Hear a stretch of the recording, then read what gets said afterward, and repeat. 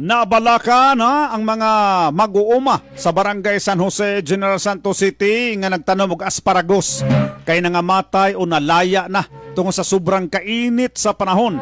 Ilabi na gianunsyo na sa pag-asa ang El Nino Alert. Ana sa 79% ang posibilidad nga makasinati ang nasudog El Nino phenomenon nga posibleng magsugod sa bulan sa Hunyo, Hulyo ug Agosto.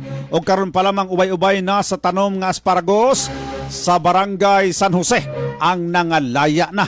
Miubos ng sabang level sa tubig sa irrigation canal gikan sa sapa ilabi na sa Barangay San Jose kunin sama sa ubang tanom nanginahanglan og saktong tubig ang tanom nga asparagus. Nagabiso ng pag-asa sa mga mag-uuma nga pangandaman ang epekto sa El Nino sa sunod nga bulan.